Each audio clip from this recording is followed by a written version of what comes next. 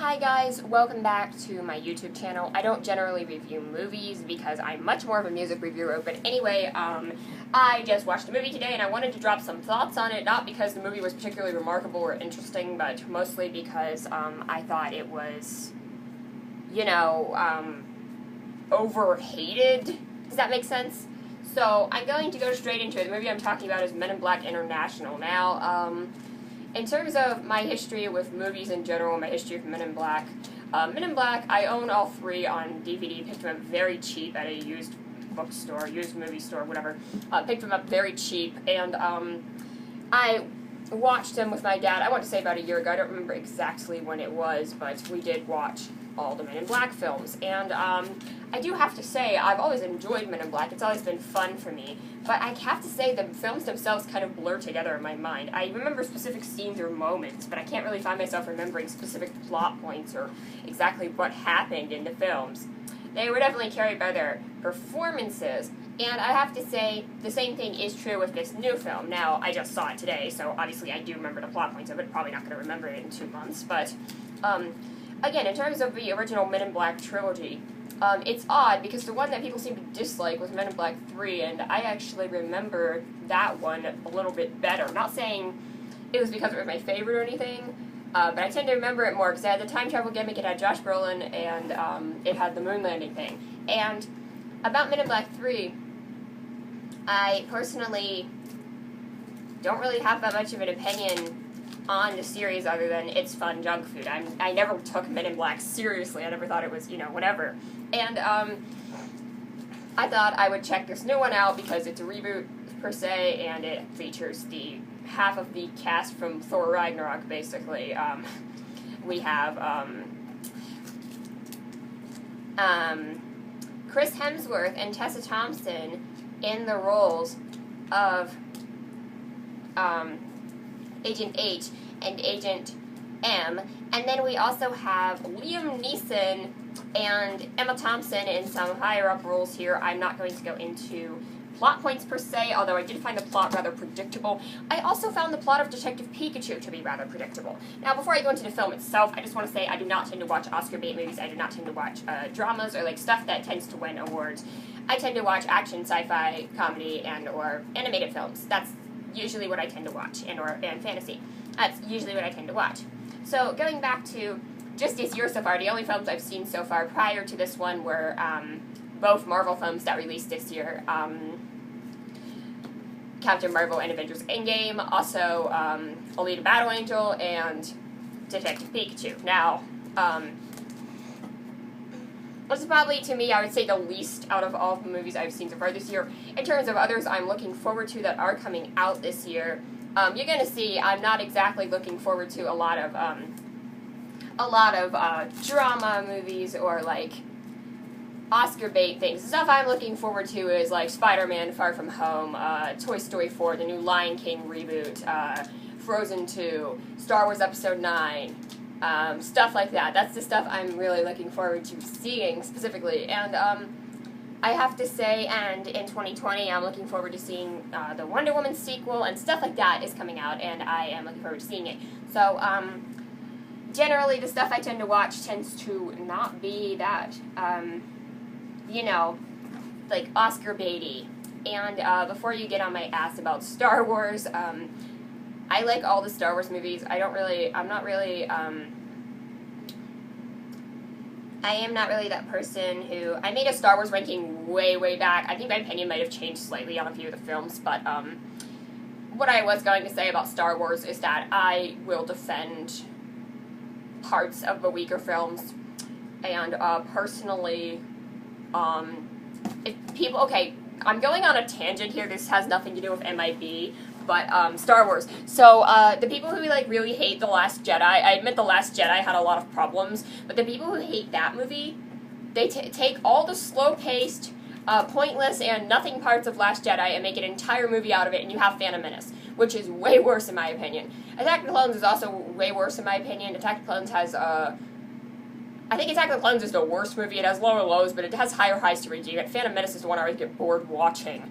Last Jedi, again, has some lows, but some great highs in my opinion. this is not a review of The Last Jedi. This is a review of Men in Black International, which, again, I saw this film today, and it's okay, it's decent, it's serviceable. I'm not going to say it's a great movie or anything. I'm just going to say that, it's the type of thing I would watch, and your enjoyment of it is going to depend greatly on whether or not you like the cast, which I did, so that definitely improved my enjoyment of it. If I had no connection to any of the actors, I probably wouldn't care about the movie that much. Let's be honest here.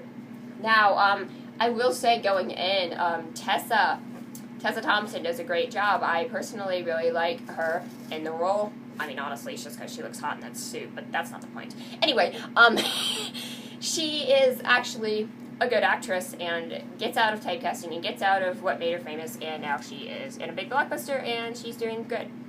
Now, here's the thing. I have a bit of a problem with Chris Hemsworth in this film. Now, I definitely like him. He provided some of the best comedic timing in line. Now, there was also a small alien in the film who was a great, fun side character that I actually really enjoyed. Now, again, talking about Chris Hemsworth here, again, he definitely provides the comedic lines, and they definitely feel like Chris Hemsworth, but that's the problem. It feels like Chris Hemsworth. And when I think of Chris Hemsworth, I think of Thor, and my brain is stuck on that. Now, I know you're saying, it's not fair, you're typecasting him, whatever. No, it's that he is not a good enough actor to overcome the typecasting. Okay, like, Robert Downey Jr. will always be Iron Man. Like, nobody will be able to play Iron Man like Robert Downey Jr. But here's the thing. If Robert Downey Jr. took another role right now, that was completely unrelated to Iron Man, he could definitely sell it. He is a good actor. Now, I'm not saying that Chris Hemsworth is a bad actor by any stretch of the imagination. He isn't. He works best in comedic roles like this. I think this is the kind of humor that suits his style of acting. But I do have to say that Chris Hemsworth here, all I can think of is this is Thor in a suit. That's literally all I can think of. He's a little more well-groomed, I guess, but I don't really have much else to say. Now, I'm not sure if it was his fault or if it was the writer's fault for writing him into a corner there. Now, I do have to say, in terms of the Thor cast, again, Thor Ragnarok had a superb cast. I'm not going to say Chris Hemsworth was exactly top of the line there. He did a great job in that film, but that's the type of film when he works best in. Again, I think Tessa actually has more career potential if they give it to her. Saying Chris Hemsworth isn't a bad actor, the fact that he can't overcome typecasting is kind of bad. Now, unfortunately, it seems like Hollywood doesn't want Tom Hiddleston, and they've typecast him into Disney roles, which, whatever the fuck, I really don't care at this point, but guys, you have this, and you choose this. Okay, you get my point. Anyway, back to the movie. It's fine, it's serviceable, the plot's rather predictable, the effects are really good, I enjoyed the effects. There's some bad guys in the film, spoilers, but, who, do these, can kind of manipulate matter, it's hard to explain, but the effects look really good. There's a, well, I'm not going to spoil that part, but, in general, the effects in the film look good, maybe too good in some places, that kind of creeped me out, but that's just because I don't like tentacles. So, anyway, the film itself is absolutely fine. It's absolutely serviceable. I would call it my Ocean's 8 of this year. Now, I don't know if I'll watch anything else. I could be massively disappointed by some of the films I am looking forward to. And trust me, I'm leaving a lot out. There's a ton of good stuff coming out this year. Now, I am going to say, personally, Ocean's 8 was my least favorite film I saw last year. Now, I don't tend to go out of my way to see bad movies. When I say my least favorite film I saw last year, I'm talking about my least favorite film I saw in the theaters. Any films that I missed. I did miss a bunch of films I was kind of wanting to see. Like, I missed Shazam just because I was in the middle of moving at the time it was out.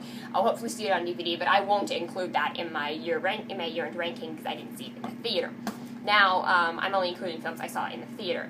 Now, for instance, this year, I would argue if I chose to see Secret Life of Pets 2 over Men in Black International, it would arguably be way worse, but I'll probably wait to see that on DVD out of curiosity, rent it at the library for free, and not have to pay to see such an atrocious film, because